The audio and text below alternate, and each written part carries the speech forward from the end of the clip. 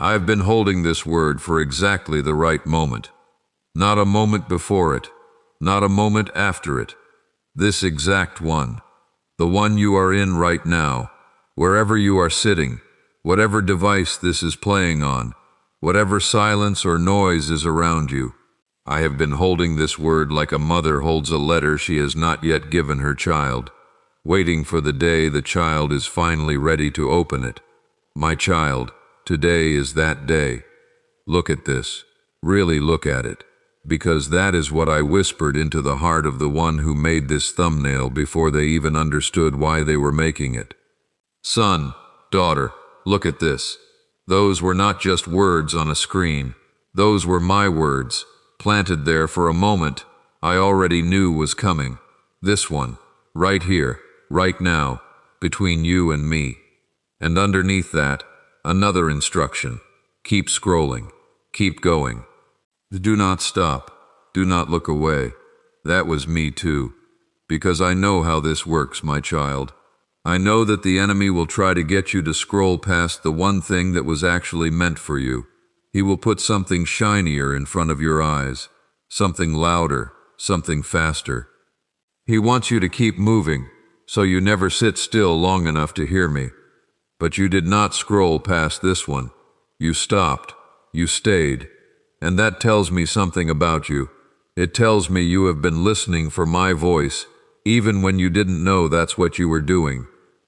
This message you clicked on, this promise of peace and this promise of hope, that was true. It is still true. But I want you to understand something before we go one more sentence further. Peace is not the absence of your storm. Hope is not the absence of your waiting. Peace and hope are what I place inside of you in the middle of the storm, in the middle of the waiting, so that you can stand when everything around you says you should have fallen by now. So don't leave. I mean that. Don't scroll away in the next 30 seconds because something feels slow, or because you think you already know what I'm going to say. You do not know what I'm going to say. Because in the next few minutes, I am going to tell you about a widow who had nothing but a handful of flour and a little oil, and how I multiplied it every single day until the famine ended. I am going to tell you about a woman who owed a debt so large it threatened to take her own sons from her, and how a few drops of oil in her hands became enough to pay off everything she owed and live on the rest. I am going to tell you about a wilderness full of people who had nothing to eat, and how I rained down bread from heaven itself, fresh, every single morning, enough for that day and never more, because I wanted them to trust me one day at a time. And I am going to tell you about 3 of my children, real people, real names, real cities, who stood exactly where you are standing right now, who felt exactly what you are feeling right now, and who watched me move in ways they could not have scripted for themselves. So stay with me, my child. Keep scrolling only if you mean it literally. Keep your eyes on this screen. Keep your heart open, because what I am about to say to you was not written for a crowd. It was written for you, specifically you. The one whose name I knew before your mother knew it. The one whose tears I collected in a bottle you didn't even know I was carrying. Psalm 56:8. Did you know that? I keep your tears, every single one. Something has been weighing on you. I know it has. Maybe it's money. Maybe it's your body, something that hurts and won't stop hurting no matter what the doctors tell you. Maybe it's a relationship that fractured, and you don't know if it will ever be whole again. Maybe it's simply the ache of not knowing what comes next, the terrifying blank page of your own future. Whatever it is, I already knew it before you typed this video into your search bar. I already knew it before the algorithm ever showed it to you. Nothing about this moment is an accident. There is something I have been keeping from you. Not to hurt you, never to hurt you, but because timing matters to me, the way it matters to a farmer who will not pull up the seed before it's ready to be harvested.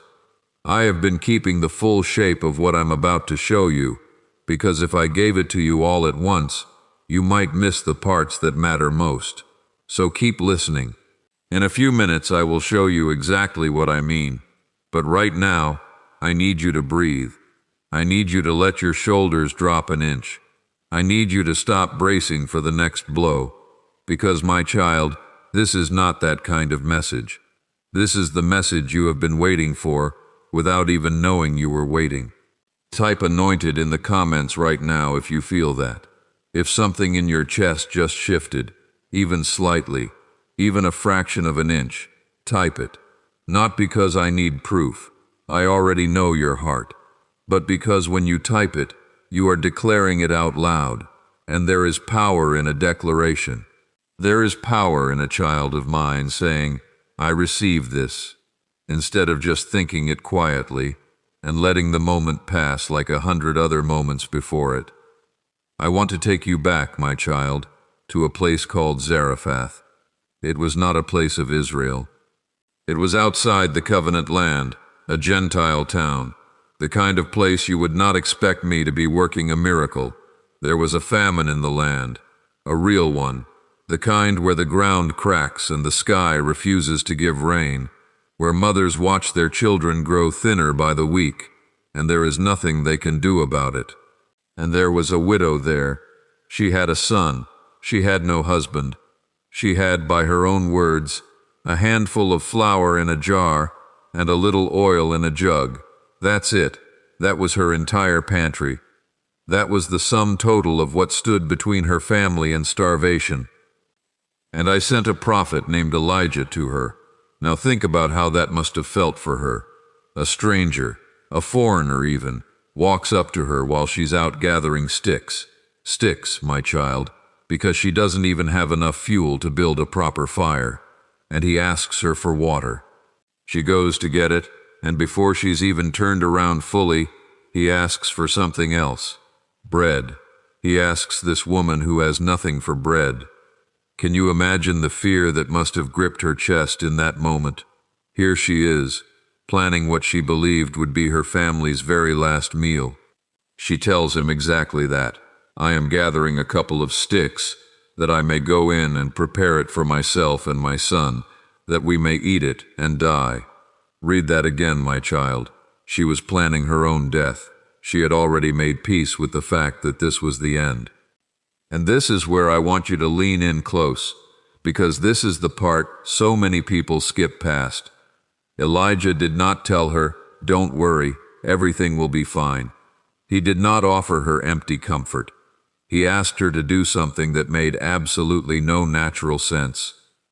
He asked her to make him a small loaf first, before she made anything for herself or her son. He asked her to give out of what she believed was her very last portion, before she took care of her own need. Do you know why I asked that of her? Because faith is never proven in abundance. Faith is proven in scarcity. Anyone can trust me when the jar is full. It takes something else entirely to trust me when the jar looks empty and someone is asking you to pour out of it anyway. And she did it, my child, she did it. She took the last of what she had, and she gave it away in obedience, trusting a word from a stranger over the evidence in front of her own eyes. And what happened? The jar of flour did not run dry. The jug of oil did not run empty. Day after day after day, through the entire length of that famine, there was always just enough. Not overflow, not extra to hoard. Just enough, every single day, for as long as she trusted me for it. That is what I want you to understand about the season you are in right now. You might be looking at your own jar and thinking it's almost empty. You might be looking at your own oil and thinking there's not enough left to make it through the week, let alone the month. I am not asking you to see abundance where there is none. I am asking you to trust the one who fills the jar, not the level of the jar itself. Hit the like button right now, my child, as your agreement with what heaven is saying over your life in this moment. Not for me, I don't need it, but for you. Because that small physical act, that tap of your thumb, is you saying with your body what your spirit is starting to believe. It is your amen. It is your yes. Philippians 4:6 says, "Be anxious for nothing, but in everything by prayer and supplication, With thanksgiving, let your requests be made known to God. And then verse 7 finishes it, and the peace of God, which surpasses all understanding, will guard your hearts and minds through Christ Jesus. Did you catch that word guard? Not give you understanding. Guard. Because my peace was never meant to make sense to you. It was meant to protect you even when nothing around you makes sense. That is the peace this message promised you before you even clicked play. Not an explanation. A guard around your heart while the explanation is still being written. I want to tell you about a man named Aurelio Nakamura. He lived in Providence, Rhode Island, and for 31 years, he woke up at the same time every morning, put on the same kind of shirt, drove the same route, and walked into the same building where he had built an entire identity around being needed. He was good at his job. He was known for it. People asked for him by name, and then, 6 weeks before this message reached him, he retired. Everyone around him said the same thing. Congratulations, you finally get to rest. You finally get to enjoy your life. But my child, Aurelio did not feel like celebrating. He felt like he had died and no one had told him. He would wake up at 5 in the morning out of old habit, sit at the edge of his bed in the dark, and not know what to do with himself. His hands, which had built and fixed and solved problems for 3 decades, suddenly had nothing to hold. His wife noticed it before he said a word about it, the way he stopped talking as much at dinner, the way he started staring out the window instead of reading the paper he used to love. He told her once, very quietly, "I don't know who I am if I'm not useful." That sentence broke something open in her, and she prayed over him that night while he slept, not knowing what else to do. 6 weeks, my child. 6 weeks of Aurelio feeling like a ghost in his own home, feeling the particular grief of a man who spent his whole life being needed and suddenly felt invisible.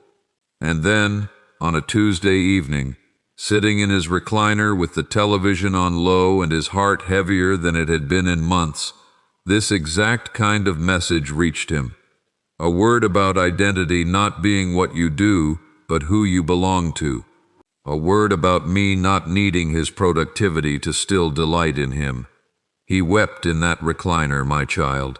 A grown man, a retired foreman, wept like a boy, because for the first time in 6 weeks, someone, me, reminded him that his worth was never tied to his usefulness. It was tied to being mine. And within days, not months, days, Aurelio started volunteering 2 mornings a week at a community center near his home, not because he needed to prove anything, but because he wanted to. The shift in him was instant once the truth landed.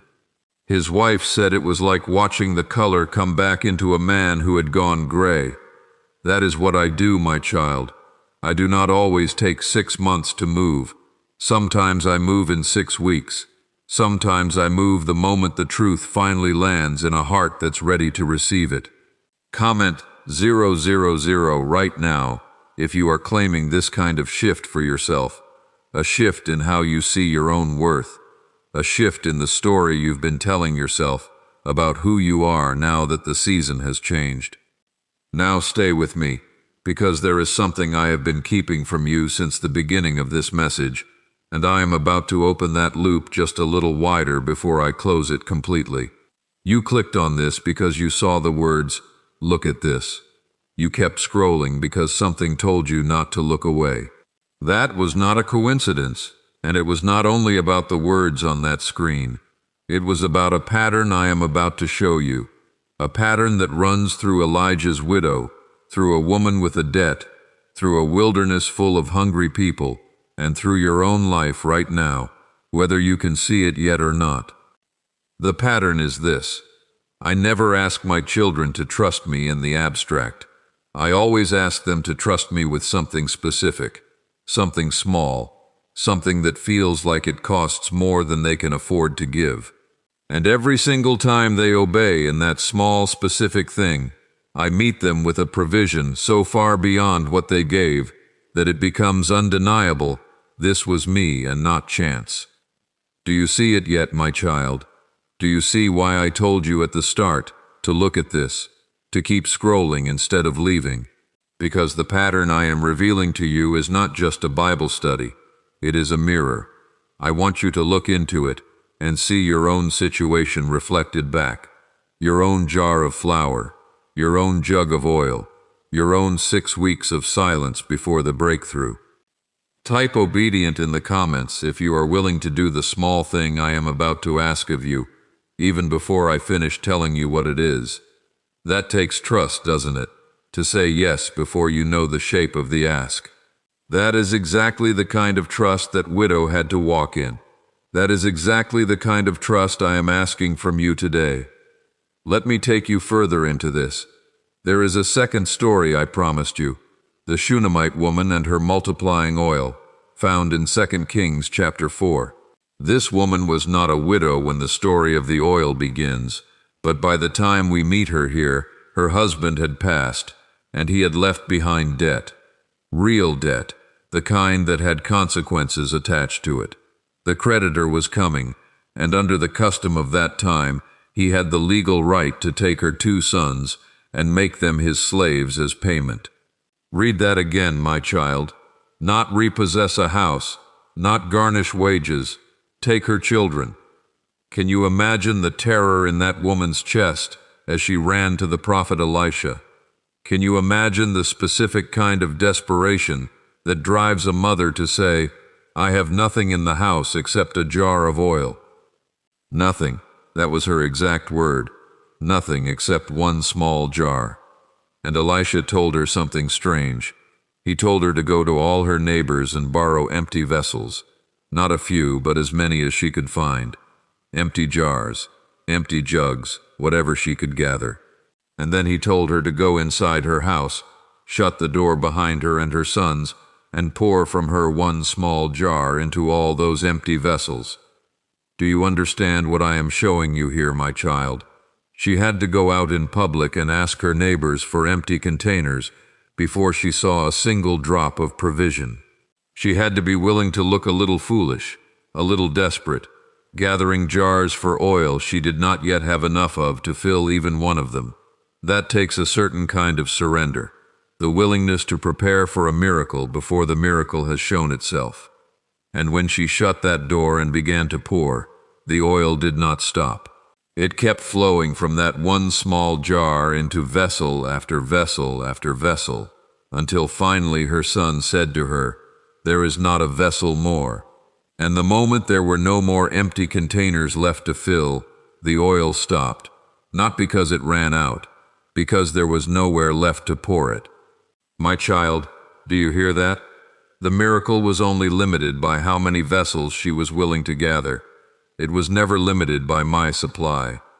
She went and sold that oil, paid off every bit of that crushing debt, and lived on what remained with her sons. Safe, provided for, free. Free from a debt that once threatened to take everything precious to her.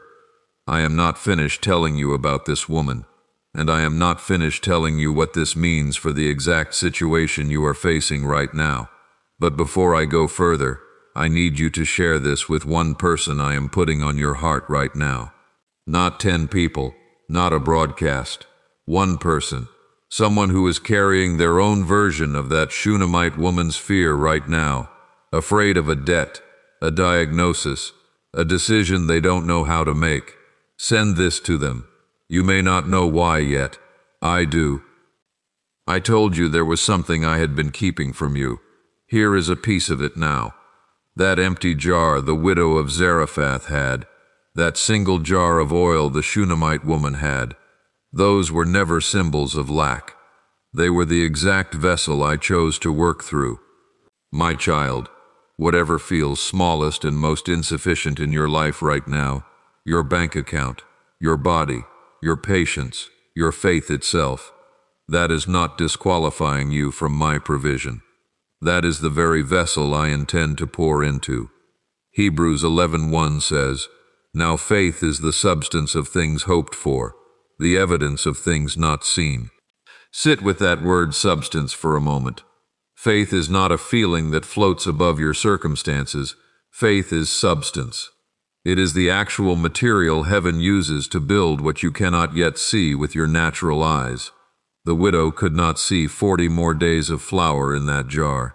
The Shunammite woman could not see a debt-free future in that single container of oil. But faith was the substance that connected what they could not see to what I was already preparing. I know some of you watching this right now are thinking, but what if I don't have enough faith? What if mine is too small, too shaky, too full of doubt? My child, I did not ask the widow for perfect faith. I asked her for obedient faith. Faith just strong enough to bake one small loaf and hand it over. That is all I am asking of you today. Not a mountain of certainty, just enough obedience to take the next step I show you. Now let me tell you about the third story I promised you, because it ties all of this together in a way I think will surprise you. Exodus chapter 16, the wilderness, the children of Israel, freshly delivered out of Egypt, freshly free, and already complaining that they were going to starve to death out here in the desert. They even said it would have been better to die as slaves in Egypt with full stomachs than to be free out here with empty ones. Does that sound familiar, my child? Sometimes freedom feels scarier than captivity, because at least captivity was predictable. And I answered their complaint not with a lecture, but with bread. Every single morning, a fine, flake-like substance appeared on the ground with the dew. Manna, they called it, which literally means, "What is it?" because they had never seen anything like it before. And I gave them one very specific instruction: gather only what you need for today. Do not try to store it up for tomorrow. Most of them listened, but some did not trust that instruction. Some of them gathered extra, hoarded it overnight, out of fear that tomorrow's provision might not come. And what happened to that extra? It bred worms and stank by morning. My child, the provision they tried to hoard out of fear turned rotten in their hands, while the portion they trusted me for one day at a time sustained them for 40 years in that wilderness. I want you to feel the weight of that. I am not against you planning. I am not against wisdom.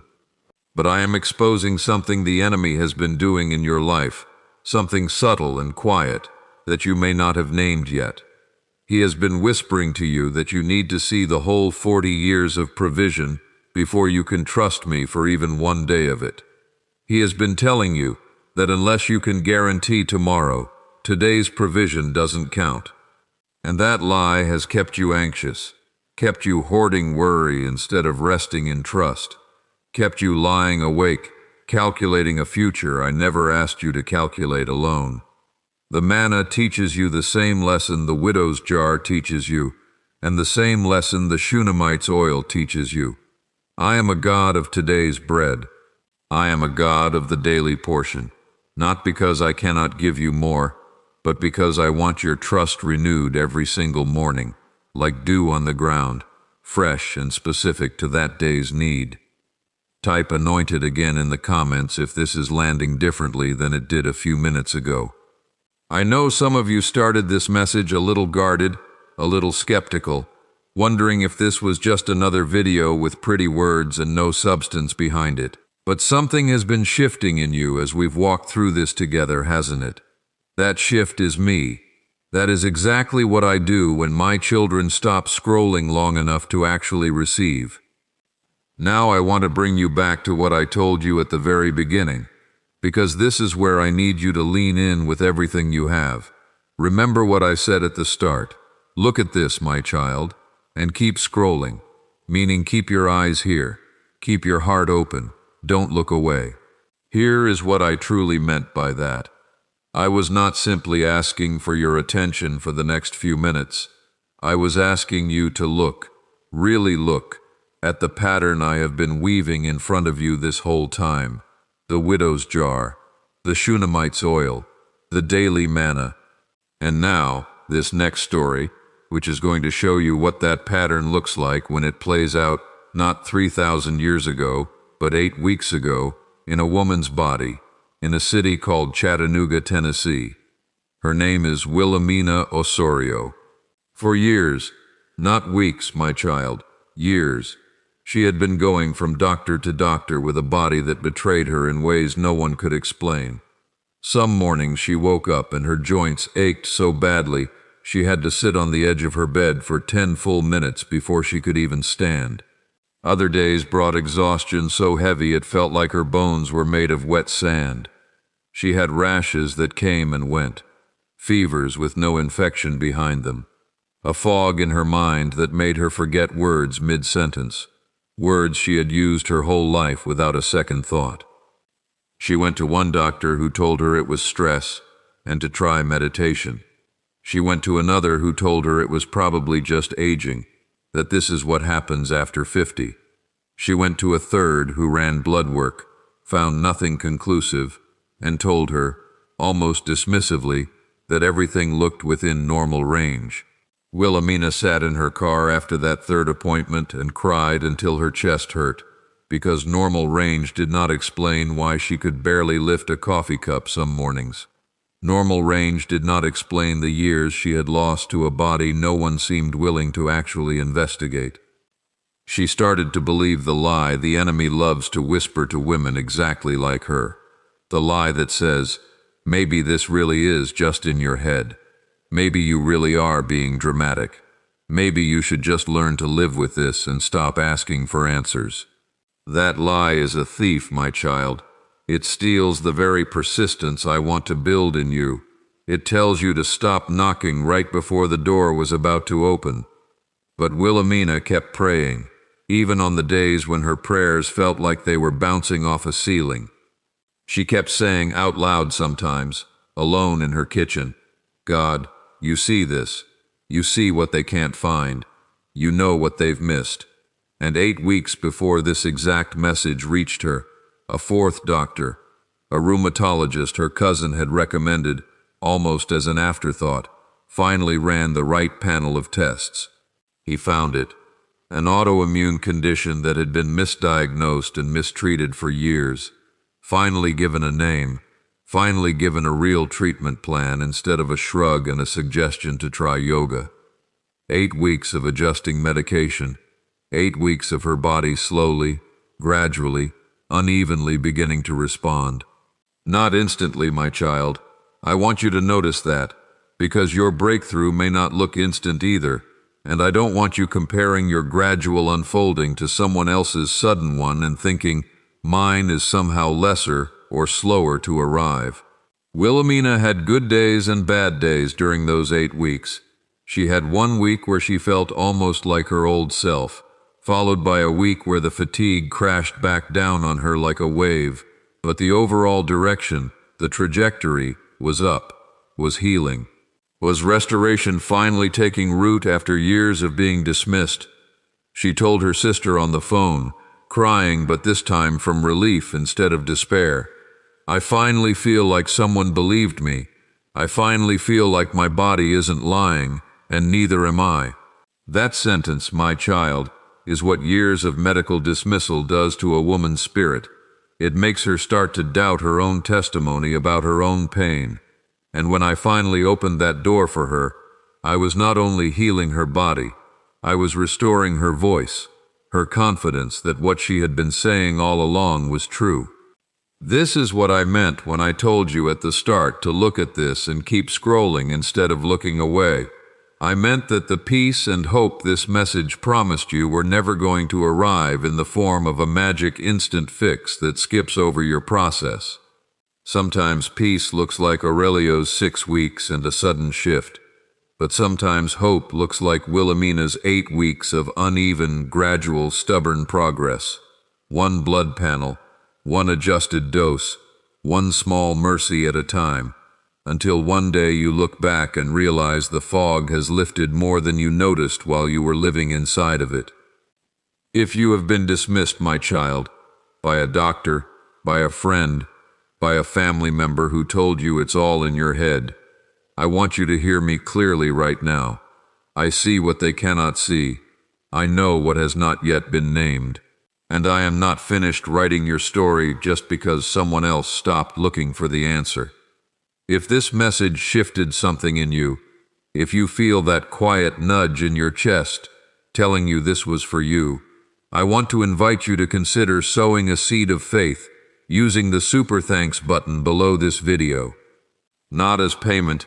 You cannot pay for a word from me, my child, and I would never ask you to, but as a declaration, a physical, tangible act that says, I believe what God is releasing in my life right now is worth more than what I am giving in this moment. Someone who sowed a seed just last week, in obedience, in the middle of their own uncertainty, later shared that within days they experienced their own version of what Willamina experienced. A door that had been shut for years finally, unexpectedly, cracking open. Your seed does not go to a person. It does not go to me, as if I need it. It goes into the kingdom, and the kingdom has never once failed to multiply what is sown into it in genuine faith. You do not have to give anything today. I want to be clear about that, because I know some of you are on a fixed income. Some of you are counting every dollar until the next paycheck, and I see every bit of that struggle. But if your spirit is nudging you right now, if there's a small voice underneath all the noise saying, do this, that nudge is me. And obedience to that nudge has unlocked the next level for so many of my people who almost talked themselves out of listening to it. Comment 000 right now if you are believing with me for your own breakthrough, whether it comes suddenly like Aurelio's or gradually like Willamina's. Either way is still me. Either way is still faithful. Either way is still worth declaring out loud in this comment section, where other believers just like you will see it and be strengthened by your courage to say it. Now, my child, I want to bring you to the third person I promised to tell you about, because his story is different from the other two in a way that matters deeply, and I need you to stay with me through this one especially. His name is Jericho Talbot, and he lives in Wichita, Kansas. For longer than he can even fully count anymore, Jericho has lived with migraines that no doctor has been able to explain, not the occasional headache that a dark room and some aspirin can fix. Migraines that would flatten him for a full day, sometimes two. Migraines that came with light sensitivity so severe he had to sit in a closet with a towel under the door just to make it through the worst hours. He has had CT scans. He has had an MRI. He has had blood work drawn more times than he can count, and every single test has come back the same maddening word, normal. Jericho works in a warehouse, on his feet most of the day, and there have been mornings he has had to call in sick, not because he was lazy, not because he didn't want to show up, but because the pain behind his left eye was so intense he genuinely could not see straight enough to drive. His co-workers, some of them, started to whisper. His manager gave him a written warning about attendance. His own wife, as loving as she is, admitted to him one night that she sometimes wondered if there was something more going on that he wasn't telling her, because how could something show up on every test as normal and still be this devastating? That question, my child, how could this be normal when it does not feel normal at all, is one of the loneliest questions a person can carry. It is the question of someone who is suffering in a way the world around them cannot verify, cannot see, cannot put a name to. And I want you to know, if that is you right now, if you are carrying some kind of pain or struggle that no test, no diagnosis, no explanation has been able to capture, I see it. I have always seen it. The absence of a medical name for your suffering does not mean the absence of my attention to it. Jericho's story is still unfolding, my child. I am not going to stand here and tell you it wrapped up neatly with a bow, because that would not be true, and I do not lie to my children, not even to make a video feel more satisfying. What I will tell you is this. In the weeks since he began praying specifically, intentionally, not just God, please take this away, but God, Show me what you are doing in me while I wait for this to be taken away. Something has begun to shift in how he carries the pain, even before the pain itself has fully lifted. He started journaling 1 line a day, just 1 line, about something he was grateful for even in the middle of a migraine week. He told his wife, just recently, that even though the migraines haven't stopped, something in him feels less afraid of them than before. Less like they define his whole identity, more like they are a chapter, not the whole book. James chapter 1, verses 2 through 4 says this: "Count it all joy, my brothers, when you meet trials of various kinds, for you know that the testing of your faith produces steadfastness. And let steadfastness have its full effect, that you may be perfect and complete, lacking in nothing." My child, I did not write those words to trivialize suffering. I wrote them because I know something about the trial you are in that you cannot yet see from where you're standing. I know what it is producing in you. Not just what it is taking from you, though I know it has taken plenty.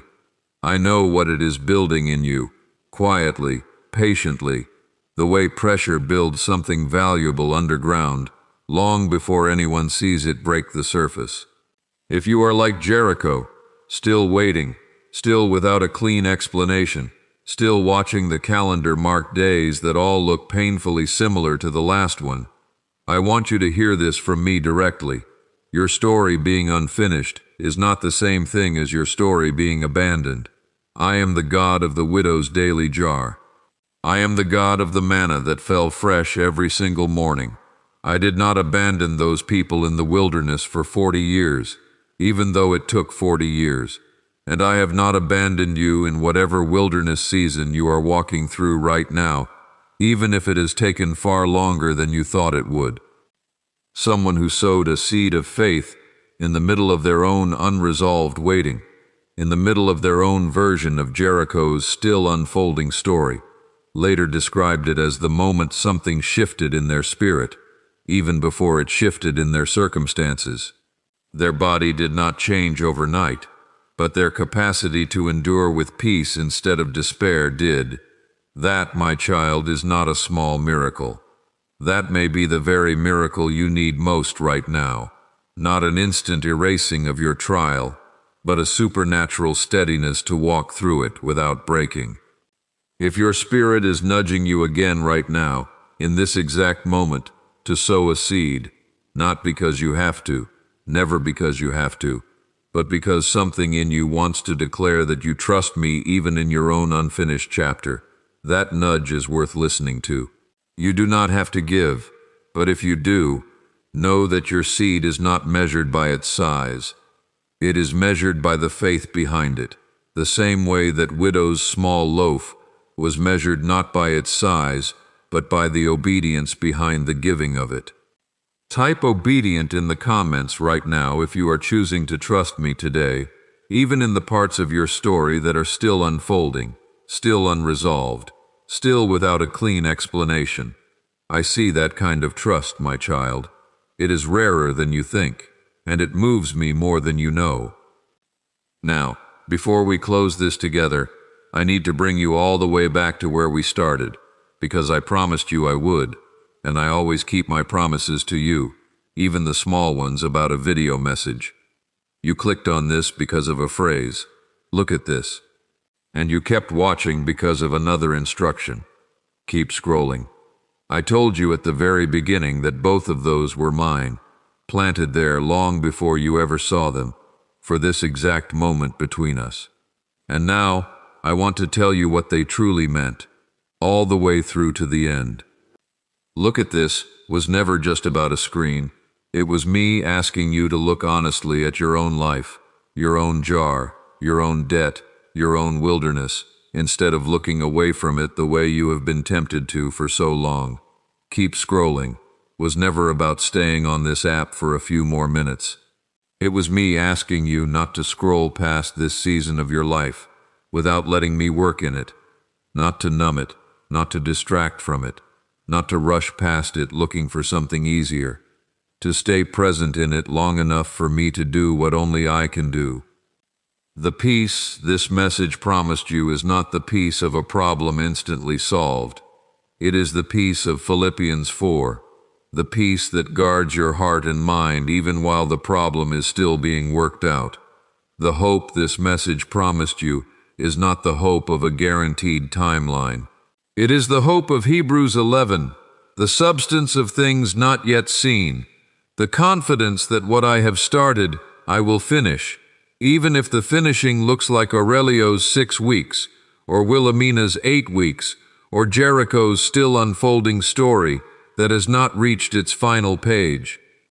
Subscribe to this channel right now, my child, not for me, but so that the next word I have for you does not get lost in an algorithm designed to distract you from exactly the kind of moment we just had together. There are more words coming. There are more jars I want to fill, more debts I want to cover, more wildernesses I want to walk you through. Do not miss the next one because you scrolled away and forgot to come back. If this message has done anything in you tonight, or this morning, or whatever hour you are hearing this, if it moved even 1 inch of the weight off your chest, I ask you one final time to consider sowing a seed of faith as your last act of obedience in this sitting. Not because I need it, because you need the declaration of it. And then I ask you to share this with the person I placed on your heart earlier in this message, the one who is carrying their own version of a jar that looks empty, a debt that feels crushing, a migraine that has no name. They need to hear what you just heard. Comment obedient one final time, right now, as your declaration that you are walking away from this video different than you arrived. Walk out, my child. Walk out of this moment, out of this video, out of whatever room you are sitting in, and walk differently than you walked in. Walk tall. Not because your circumstances have already changed, some of them have not yet, but because you now carry something you did not carry before you pressed play. You carry the memory of a widow's jar that never ran dry. You carry the image of oil poured out until every empty vessel around her was full. You carry the taste of bread that fell fresh from heaven every single morning, enough for that day, and never a moment too late. I am not finished with you. I want you to hear that the way I mean it, with every ounce of tenderness and every ounce of authority I have. I am not finished with your body, Willamina, and I am not finished with yours either, whoever is watching this with a diagnosis no one can quite name. I am not finished with your identity, Aurelio, and I am not finished with yours either, whoever is watching this wondering who they are now that the chapter they built their whole life around has closed. I am not finished with your story, Jericho, and I am not finished with yours either, whoever is watching this still waiting, still without an answer, still asking me why it has taken this long. I am not finished with you. Walk out. Walk tall. I am not finished with you.